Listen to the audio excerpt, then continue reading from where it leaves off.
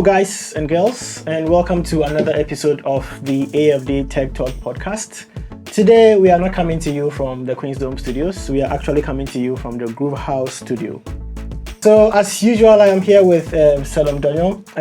The third guy isn't here today. He's, attending to some his baby mama issues around. But we have a special guest. I've known this guy, I don't know, for like 10 years. I actually, first met him, so to speak, on Google Plus, the defunct social media platform by Google. You people actually met people over there. Oh yeah. Hey, this social media, how am I using it? Yeah. So I was on Google Plus. That's actually where I also met Daniela. She was one of the earliest contributors for AFD Tech Talk when we started with the blog. Really? Yeah, I also met her on Google Plus. So on Google Plus, we were just sharing, like all these geeky stuff about Google and tech and, stuff like that. And I always found his posts very insightful, and I would always engage with them. And then he would also, get back to me on stuff. And then we started sharing ideas, because of our shared, love for tech. And that relationship has continued. Working relationship has continued until now.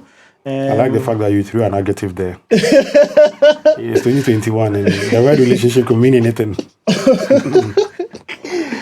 This is the third week that you are wilding. I think we really have to create that sex talk, podcast for you. Yeah, so he's called Rexford. I'll actually let him introduce himself, talk about his project, his path leading to this particular point. And then we'll go straight into the reason why he's in our studio today. Yeah. Thanks for having me. So my name is Rexford Nkansa, but online I'm pretty much KhoPhi, KHOPHI, which I've been scolded why I'm using the brofilized KhoPhi. Yeah. You are this under is not our culture. Yes. Our culture. He's under imperialist influence. Exactly. How many books have you read before coming to the podcast? Yes. So I'm originally a software developer, and started as a software developer. And over the years, I also have interest in photography and videography. And about 3 years ago, started with drone, so shooting stuff with drones. And just about 6-ish months ago, also decided to jump onto FPV drone videos. And in between that, I think I've done a bit of Wikipedia volunteering, contributing to Wikipedia stuff. That was about 6 or 7 years ago. And moved on to creating content on YouTube. So most of the drone videos I have been working on, I normally share them on YouTube. That's my KhoPhi channel. And then that is what has led to diving into the FPV drones from the normal DJI, and then the content I've been creating over the years, also creating a stock footage platform for it.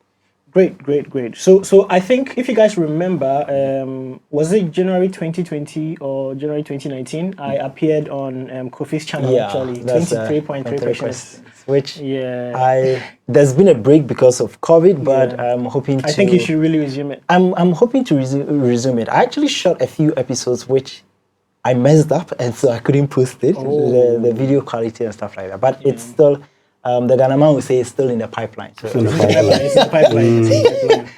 All right. So today we are going to talk about FPV Africa, which is KhoPhi's latest baby.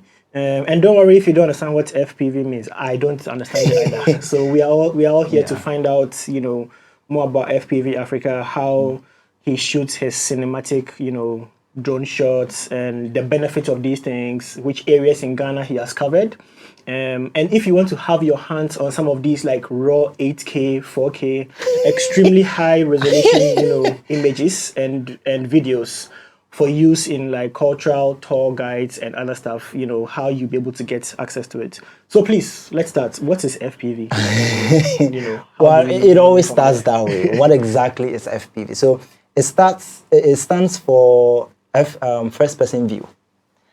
And that comes from how you fly the drone. So for normal DJI drones, like the Mavic Minis and the Mavic Airs Pros, you have your controller with your phone connected to it, and then you see where you are going. So you get real-time feed on your phone, and you're able to follow along.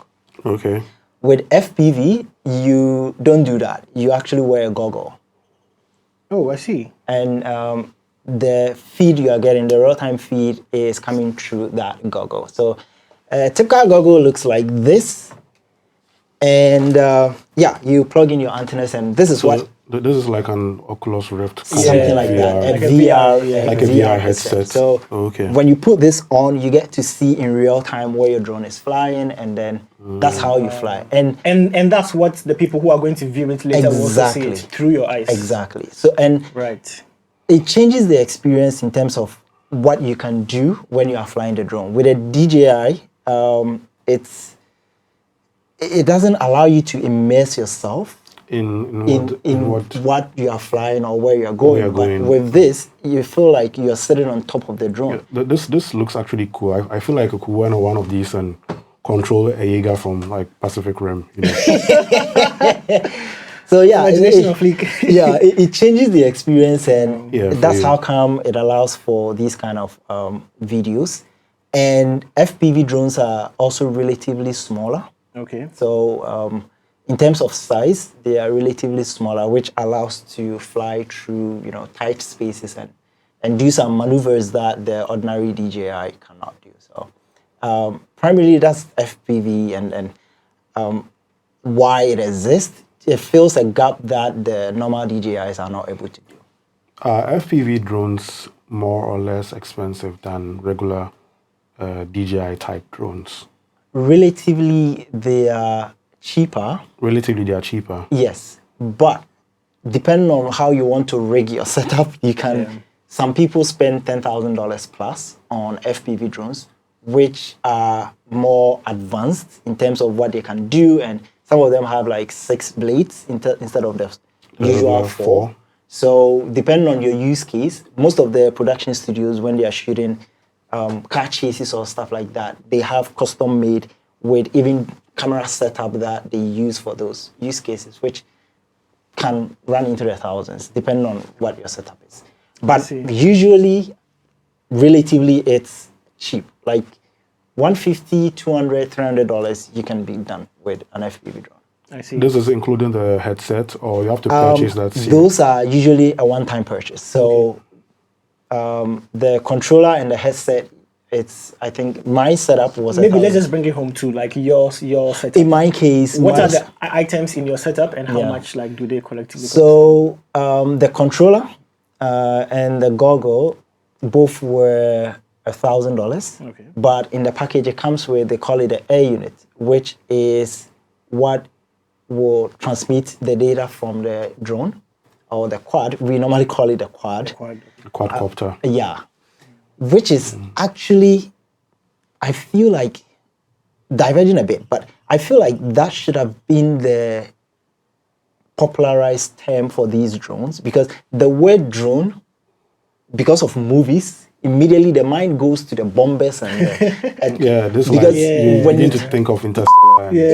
Kind of like those high-end, those kind military, of things. Military use case. Exactly. So, and immediately you tell somebody about a drone, they immediately associate it with spying. Like, can you spy in my house? Can you do this? Because of my background in biology, when you say drone, it also means a totally different thing to me here. Usually a drone in the insect world, when you study entomology, a drone is a type of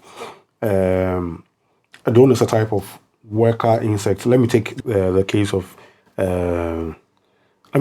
of bees. Drones are usually males which form from an unfertilized egg in a bee colony, and they exist purely for their soul. They exist purely for mating. After they mate, they die. That's their sole purpose in life.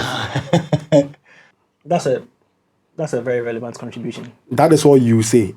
There was this Black Mirror episode called Hated by the Nation. Yes. Where they actually made drones, autonomous drones, which were actually made in form of like insects. Insects, yeah. And I remember it was to pay homage to the origin of the word. So da.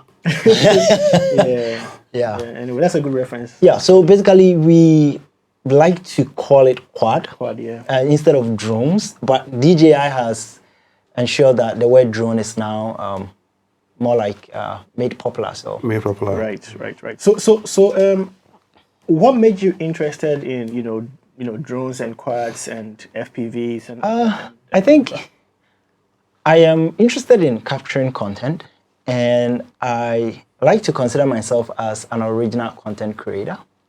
So I was interested in capturing things that haven't been captured yet.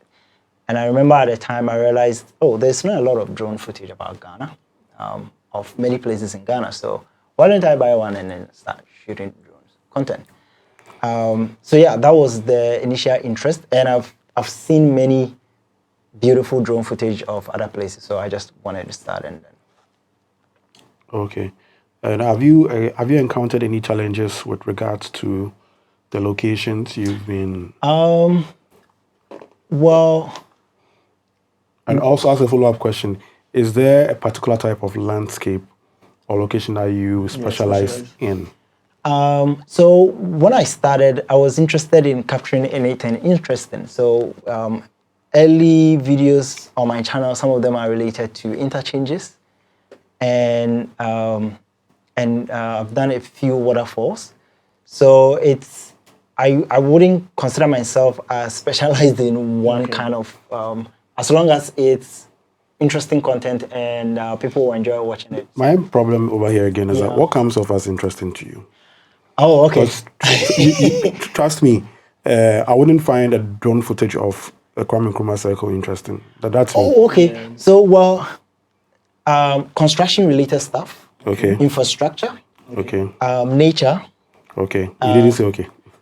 Okay. Yeah, I actually find that one more interesting. So nature, and I think landscapes in general. Okay. And then with the FPV now, trying to tell stories with drones. Do you also capture like cultural sites, like Yes. So cultural sites, landmarks. I've done the Kwame Nkrumah Mausoleum.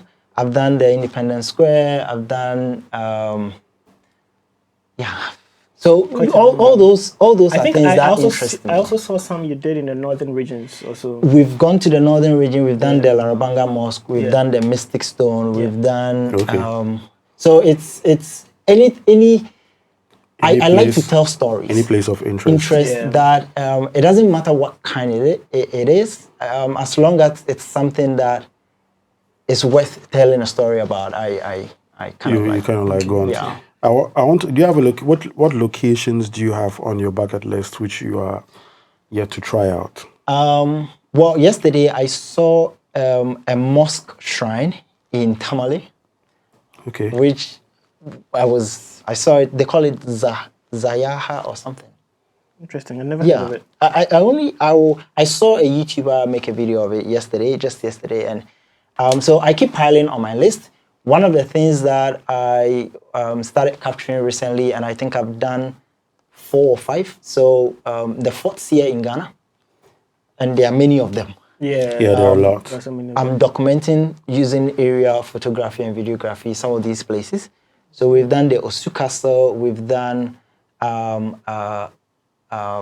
Fort Williams, we've done Elmina, Cape Coast Castle, we've done the one at Jamestown.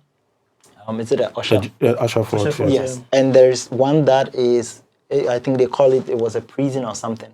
So the idea is to go ahead and document some of these places. And I don't know how long these places would be. I don't know how long they'll be around, because the Fort Williams, for instance, it didn't look that exciting. It's been abandoned and hasn't been maintained. Yeah. So we don't know how long these places are going to be there. So, and for me, capturing some of these things are form of, telling the story and then also documenting it as well. Yeah, and I think once you are able to bring some of these things out for people to connect with the heritage and the history and the past, there could definitely be some awareness drawn Yes. to it for maintenance. And works, many of the you know, to people be- who watch the videos be shot. are non-Ghanaians or Ghanaians who are not living in the country. So Right. they like to get connected to some of these places on the ground, and you know, it reminds them of I their see. past plus. I'll ask a question related to this later. Yeah. You keep mentioning we, so I just want to ask, like, how's your team set up? How did you Maybe like set speaking it up? French. So, How's your team set So, up? And yeah, so currently, for my drone videos, it's primarily been me. But I say we because I know of other content creators who are also trying to shoot right. drone videos. Right. And I thought you had like a whole team going on. no, that kinda I don't helps have the you. budget yet for that. Yeah. So now thinking about how much money you've invested into all of these, Yeah. you know, tech that you are going to use, and also cost of travel, Yeah. cost of accommodation, getting permits before Yeah. you know shoot all of those videos. How do you commercialize it, or how do you bridge the gap between commercializing it and also making sure that people are seeing it? Because I don't think you are just shooting it, you know. Yes. For yourself. So at the moment, initially when it started, the idea was to hopefully commercialize it using YouTube. So monetization on YouTube and people watching it.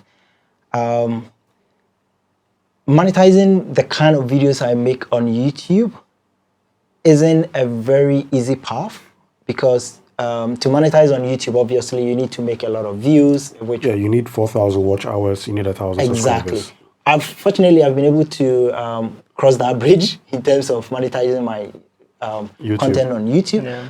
But the way YouTube is, you have to keep making content and keep hitting a threshold for Yeah, the system to be favoring you. So They hang a carrot in front of you Exactly. to keep you.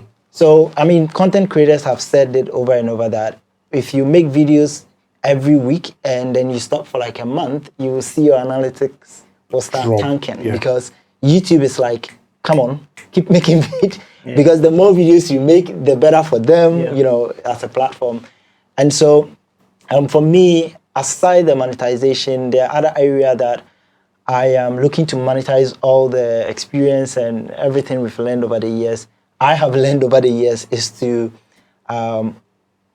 sell stock footage out of my content. So I currently have it's called Experience Ghana, where Experience Africa, where all my footage I've shot over the years, from interchanges to waterfalls to anything in between, I cut them up and put them on the site as stock footage. And the FPV Africa is more like the business side of it, where if someone wants to capture their resort, their hotel, their property, whatever, they want to tell a story with that, that is where FPV Africa comes in. So those are primarily the three ways of our monetization model at the moment, Okay. with the content that we create. I think I have a question, but Salom can go first. Yeah, I think early on, he was talking about the metrics. I mean the statistics with regards to the people who have interest in his work. Yeah. And he mentioned that most of them were either non-Ghanaians or Ghanaians who are living outside. Does that imply that number one, Ghanaians are not really interested in this type of thing, and number two, does that also mean your client base is also primarily not Ghanaian? Well, that is an interesting question, and it's possible to be true that the Ghanaian is not interested in such content. It's possible because from the analytics, that's what the data is telling me. From what YouTube is telling me from the analytics. But do you advertise to Ghanaians? With the FPV Africa, not yet. I've not basically done advertisement with it. Okay. With the Experience Africa no, I've not advertised to Ghanaians. Why not? Because, and You see, black man. Your own niggas. no, He doesn't even have a reason. so no, I have a reason, because And the data says don't advertise to them because don't watch it. Well, that is possible, and that influences my decision in terms of who I'm advertising to. Yeah. And the people who've also, before I started advertising, the people who came for the content are primarily non-Ghanaians. Yeah.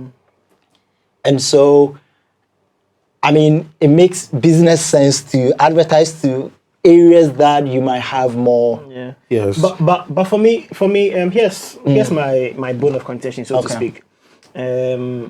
I feel like media houses like, I don't know, TV3, GTV, so on and so forth, even the national, what is it?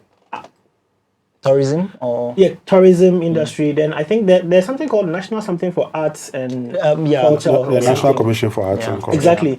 I feel like, well, it could be a very hard negotiation, but I feel like, people like, or institutions like the ones I've listed will be interested in having a similar sort of documentaries. Because yes, think about the possibilities that exist from having proprietary ownership over stock footage of, let's say, William Fort before it's, completely got dilapidated. Yeah. It's a lot of money. It's a lot of influence. it's It's a lot of power. And so we don't want it to look like you're contributing our, national heritage stuff to foreigners again, similar to how our items are on display in, museums in London, like Britain and, France. So and the yeah, rest. I mean, what you're saying is ideally how it should be. Yeah. But we find ourselves, content creators here in Ghana find ourselves in a situation where it can end up being a tug of war with the media houses sometimes. Do you have any experiences with, yes, dealing with I won't be able to go into much details. Why but are you afraid of them? Quiet. am I afraid of Them. You're not afraid of them. No, So not go- necessarily afraid of so them, go into but detail. basically, I've taken 2 media houses here in Ghana to court. This guy doesn't like peace. So the whole idea is, just as you are saying, maybe showcase your footage. And, they use my footage without my permission, without my knowledge, without my authorization, and it's something that happens a lot. So Yes. there's the interest, but he doesn't want to pay for it. Yeah, I have actually personally contacted KhoPhi before because I remember I was making a lyric video for a song my band made, which was called Africa Rise, and then I needed stock footage of certain places, certain monuments. I was able to get. There are a lot of websites on the internet which sell stock footage, Getty Images, Pixabay, whatnot. There are so many. Stock footage is expensive. It is bloody expensive. It's very expensive. It's so expensive. Just a it doesn't minute. make sense to me sometimes. Just a minute of footage of wildebeest crossing the Serengeti Yeah. can cost you like $200. Yeah. Whoa. Yeah. Yeah. Just a minute. Yeah. I see. Yeah, of wildebeest crossing. I saw not an image. Not an important personality. Wildebeest. I saw an image on Getty Images selling for $2,000. An Yeah. image. Stock images I'm are. like, yeah, but I have it. You don't. Yeah, so I coming back to the, like to the point. Okay. sorry, finish up. let me wrap up. Actually, I was able to get some of these websites in order to lure you into buying the premium content. They offer you a limited selection Yeah. for free, Yeah. and they impose a certain limitation which will force you to come for the real deal. come for the real deal. But I was able to get some stuff on the free side. And mind you, this is what because we were working without the budget. We didn't have any budget for it. So it's basically in my hands. So I was like, I have these shots of South Africa and Kenya and Mali and whatnot, but I don't have much when it comes to Ghana. You'll find when it comes to stock footage of stuff from Ghana, trust me, it's very difficult. And I was like, I know Rexford does stuff like this, but my problem, which really made me hesitant before contacting you, was that I knew this was going to involve money. Yes. Because you are creative, I need to respect your work, but I didn't have that money. Yeah. So I think I spoke to you about it, and then you told me your stock footage Yeah. was sold, but what you would allow me to do was to take footage from your YouTube, but to preserve the watermarks on the videos. I wanted to do that, but because it was a lyric video, and I would have prepared to pay KhoPhi to get stock footage, but I didn't have the budget for that. and also had a problem with maintaining having. Actually, that's the right thing, having the watermark there, because it was a banned kind of like thing. So in the end, I decided to find an alternative. My question with regards to even what Kwame was also asking you, with the media houses which took your content, did any of them ever hit you up, or was something which you found out? Personally, I don't want TV. So it was people who saw it and they were like, oh, we've seen your content here. Even recently, they kept your content with the watermark and everything, or they found a way to cover it up. Because someone also sent me, one of the political parties did a campaign video, and one of my drone videos was socketed somewhere slightly. I think it was which of the political 2 parties? seconds. 2 seconds. Oh, do you want me to mention? Is it the one which protects against the weather, or the large land mammal? Or the one from the KFC? Yeah, but so yeah, I mean, it's and here's the thing. When such and let me step back a bit and explain why sometimes focusing on the market we have here, if the demand is not here, you would be interested in where the demand might be. Yeah. And sometimes the experience you would have with the demand from here is a bit irritating, and you end up being frustrated and be like, why am I having to struggle with because when media houses that are in a position to work with you to keep on producing this content are rather interested in stealing from you and not even letting people know that, oh, this content came from this. Because if you take my content which is something they do in other media houses elsewhere in the world, they will acknowledge even where the shot was from. Like, whether it's from a TikTok user. Even Chromecast, if you are just like going through videos, if you're going through pictures on a slideshow, they actually show you who took which is the least you can do. But in this case, they will take your footage and sometimes cover your logo, crop it out, and. But that's unfortunate. That's extremely unfortunate, because initially I was of the view that, okay, so why are you selling our footages to like foreigners and people in the diaspora? I mean, I don't have any issue against them or anything. And then now you are talking about how the media houses actually have an interest in showcasing your footage because of how exclusive they are. And I honestly feel like they have the muscle to be able to pay off some of the costs. Even if they don't want to pay, they have the means to go and shoot it themselves. I feel not even the means, even if they don't want to pay, I kind of like feel showing your footage and acknowledging that you're the one who shot it is going to be a win-win, because they get to utilize the footage for whatever purpose and give shout-outs to. And then you also get people to be interested in your work. They don't want to drive traffic to you. That's the thing. There is this hesitation they don't want to give you free promotion, but they want to use your footage. But they don't want to also pay. So it's like they need to strike a balance between, how am I not going to promote the guy, but how am I also going to get the footage? And it's a whole kind of situation. In my case, many who've bought my footages so far are non-Ghanaians, and recently also got contacted by a team that are interested in doing documentaries for National Geographic, who won a piece of the footage. And these guys are willing to talk. They've sent in their agreements, like as it's supposed to be. You realize they understand it. But here's the case. I think I've shared it with you before. A Ghanaian gets in touch with you and they're like, they want a 20-minute footage for $80. I mean, like, and they end up trying to smooth talk you as if, like. Yeah, I honestly feel like it's a very noble cause, what you are beginning to do.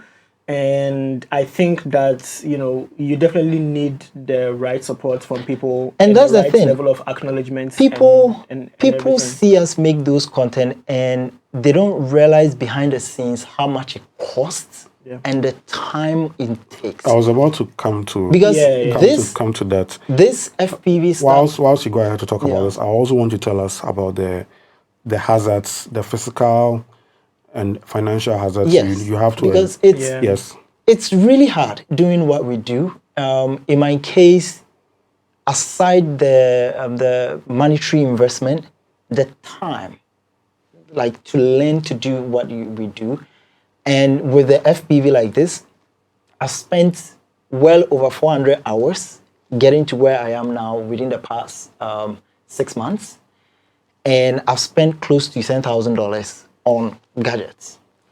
And one of the difficult things is we live in a tech society where some of these things are not readily available. So even if you want a $10 item, you have to pay $60 for shipping to get it into the country. And then if you are not fortunate, customs gets hold of you and you're going to pay probably 100% of the item before they give it to you. So you buy an item for $10, $20, but you end up paying somewhere $120 just to have your item. If you don't want it quick, then you're also going to wait probably a month to get it if you're using something like maybe Alibaba, which is they don't have fast shipping. Yeah. But if you want to go with DHL or something of that sort, then you're going to pay a high price to get a cheap item, and you're not going to find it anywhere to get in Ghana. So it costs us a lot, the time, the equipment to create even a 1-minute video that people would enjoy. Yeah. And so when they look at it and they're like, oh, then let me use it, and then we don't get any form of recognition back, it's a lot more painful, and it takes away from supporting us to create people like me to keep making the videos we make, because at the end of the day, we invest in it. And if there is no form of income to keep investing and becoming better at what we do, at a point in time, the person will stop. Yeah. Because I met a guy who started this FPV, I think 2 or 3 years ago, but stopped because why keep draining money whilst yeah. Are there any happy stories? Because I feel like, you know, in my case, there are happy stories along the before lines. you go to that, I think when I was talking about the risk, I wanted you to cover the physical aspect. Have you ever endured any injury? Even a snake bite whilst you're out? No. I don't know. Well, like that is a possibility. You have to get into a difficult in my spot, case, I think it would be motor accidents. So in terms of going to places, with my motorbike, I would go to sometimes remote places. I remember last year before I went to Kenya, I went looking for the Mampong waterfalls, which didn't exist. Okay. So these are all like conditions that video, I later on posted it, but if I went there, saw a waterfall, shot it and posted it, people will be like, oh, this is beautiful and blah, blah, blah, they will like it. Oh, but behind the scenes, I spent about 6 hours that day just in the jungle somewhere looking for a waterfall. You're not captured by any cannibalistic tribe. Exactly. Exactly. So, and then sometimes it's not necessarily accidents to me, but losing my equipment. So I've not made it, and this is the first time I'm probably saying it. I've lost 2 drones in a waterfall and 2 action cameras also in a waterfall. Yeah, I was about to. But nobody knows about this. What if like an African kite or a Harrier mistakes your drone for prey and you just exactly, or a bird shits on it? Yeah. and even flying the drones, you see a bird trying to catch the drone. They can just hit it and then it falls out of the sky. You're going to lose your drone. These are all scenarios that someone like me won't talk about it on my YouTube channel because it's behind the scenes. Yeah. Okay. But those are some of the things that we have to endure to share a 1-minute, 2-minute video. Okay. The least people can do when they are using our footage, my footage, is to either pay for the stock or recognize it. Because if a media house uses my footage and they They're appropriately, broadcasting to millions of people. it's a win for me, because at the end of the day, I'm like, yeah, people will get to see my footage. More eyes, the more eyeballs you get, the better. But it's the case, they will find a way to like kind of limit you. how much recognition Okay, you can get. on to enough of the sad stuff and on to the Disney. the fairy tales. Disneyland, happily ever after. So my footages, people are getting to recognize it. People are being interested in it. And one of the happy parts for me is when people see my footage and then they buy it. I get happy because that is money in my pocket that I can use to invest in the next technology and be able to become better. I also do a lot of copyright strikes on my YouTube. People who take the footage, I copyright strike them. When YouTube agrees with me and deletes their video, I'm a yay, because at the end of the day, I am making maintain ownership. People watching my footage, and sometimes people have it. I don't delete all the footages. I remember someone, and it made me happy. So a teacher in Philippines used the Kwame Nkrumah Mausoleum footage in teaching kids about Kwame Nkrumah. And I saw the video on YouTube. Nice. and I had to watch the video. It was interesting. Like, she was playing my video and explaining to the kids the statue is Kwame Nkrumah and he was this.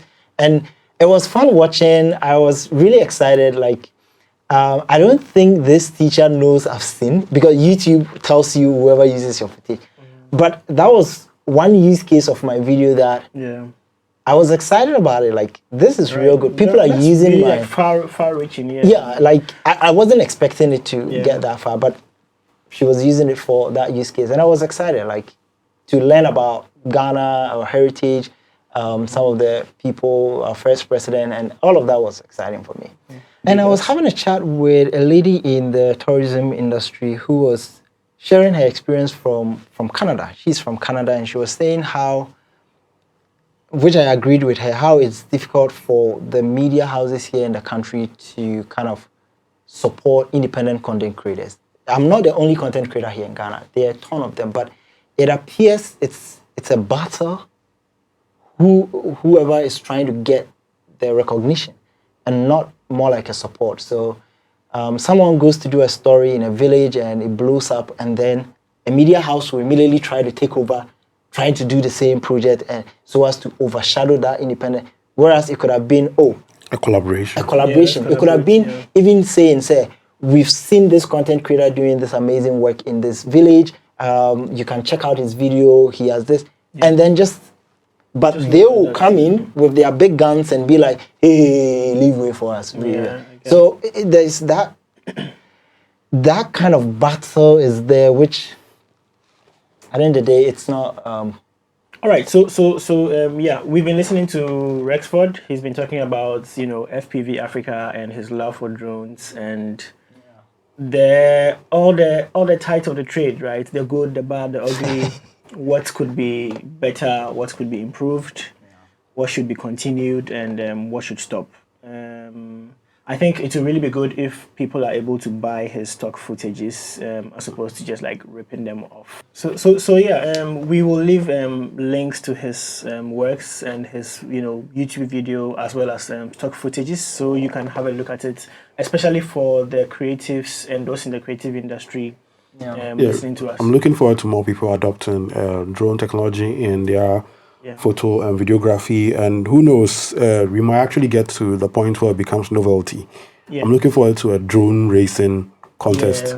Which is something this is how it starts. FPV Africa would want to start that, because there is a guy at Gimpa at the moment who is very likely better than me when it comes to flying FPV drones. Right. And he's working at that level of collaboration. Yes. Is definitely something that we would really have a look forward to. All right, guys and girls and everyone else. You've been listening to Rexford, and we'll post links to his videos and his YouTube channel, as we've mentioned. Until next week, we'll see you again. Stay blessed.